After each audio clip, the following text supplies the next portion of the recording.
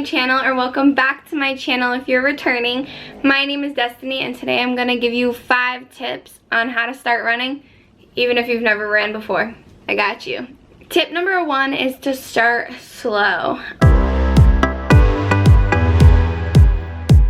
I had this issue when I first began running that I thought I was going to be able to go out there and run a marathon, and then I realized marathons take a lot of training, right? Some people train a whole year for a marathon, especially their first one. If you are new to running, or if you haven't ran in a really long time, I definitely recommend you to slow your miles. You'd rather have a longer time running, so I'd rather you be running 30 to 40 minutes at a very slow pace, even walking sometimes, than you trying to sprint out your hardest mile that you have in 8, 9, 10 minutes, okay? You want to get your body into that focus. You want that heart rate up. You definitely want to run those longer periods of time instead of the shorter periods of time. Even if you're only getting 3 miles in 40 minutes, like, that's okay. Like, we've all been there. You want to find your routine, especially as a beginner runner or somebody who hasn't ran in a long time. Start with 2 to 4 runs a week. These 2 to 4 runs a week will begin your conditioning. It takes about some people say 2 weeks. I think about a month to begin conditioning and really conditioning your body. Obviously, training is aiding on top of that to help you get longer and stronger and better and faster, okay? You want to start slow, especially in the beginning. 2 to 4 runs a week, make them long runs.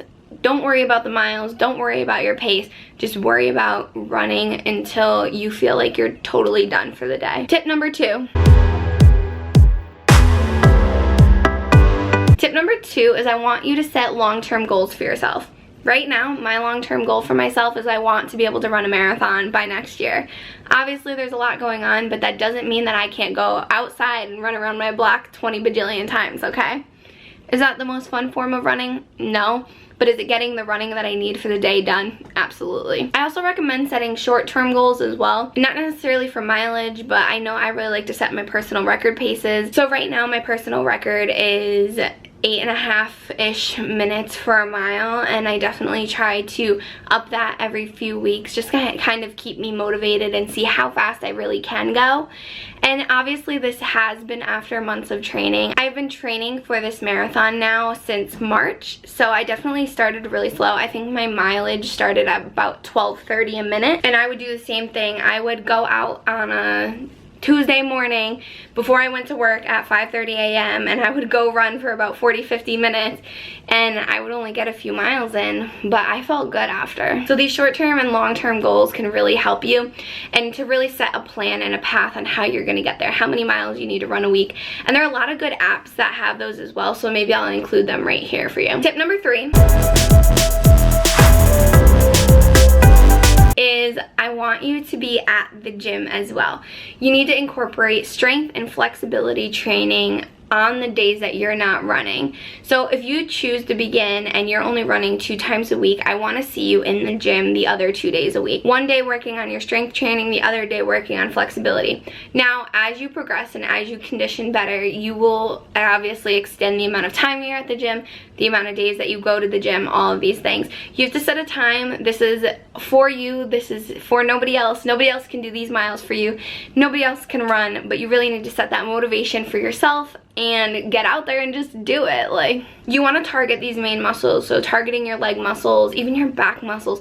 When you're running, you use almost every single part of your body, and if one part of your body is lacking, your entire run is going to be lacking. So really getting all of the muscles in your body trained and conditioned and working out, for your muscles to be used to working out, that's so important, and it'll help you in your long run with your flexibility especially. You won't be completely sore after these runs, after these workouts, and you'll be like, hey, like, want to go for another run later?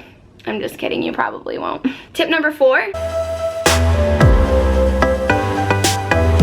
Okay, so tip number 4 is your diet. You want to fuel your body. Your body needs to be ready and have the energy to be able to complete these workouts and these runs, especially on long run days, like Sundays are my long run days.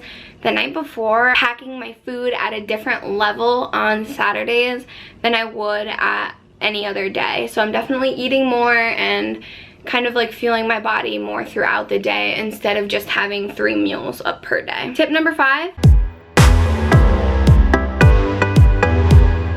is you always want to have a warm-up and a cool down. Your warm-up should include lunges, leg kicks, squats, side kicks, some sumo squats, some high knees, just to kind of get your body moving. Like I said, you really want to get your heart rate up, you want to get your body moving, your muscles warm. And then during your cool down, I really want you to focus on stretching. Some calf stretches, some calf raises. You want to do some hip flexors, stuff like that. Stretch your arms out because like you were moving those arms while you were running. And then not only should you stretch right after your run, but then you should do it a few hours later as well. I run in the morning, so I'll stretch completely after my morning run, and then I will also stretch for about 30 minutes before bed. I know this isn't realistic in every single person's life, but you can even bend down, touch your toes. Like that works as well. You just want to move those hamstrings and kind of like get them flexing. If you get a cramp when you're running and it's because of your hamstring or something like that, like, it's not gonna make your run enjoyable and it's gonna make it pretty painful. You need to start slow, work slow, it's okay. Set long-term goals. Short-term goals are good too, but long-term goals is what's gonna get you there and keep your motivation. You wanna incorporate strength and flexibility training in your everyday life when you're not running as well, so in your workouts that are not during your run days. You also want to focus on your diet and your warm-up and cool down. Nobody ever said that running is going to be easy, but it's going to be a lot easier with these 5 steps included in your everyday workout. This is a perfect chance for you guys to like and subscribe to my channel. I have a lot of new content coming out. If you enjoy these exercising tips, let me know. I could also do some exercise videos for you guys if you'd like. So just please like, comment down below. Let me know what you love or hate, stuff like that. I want to thank you guys so much for watching, and I hope you guys have a great day. Bye guys.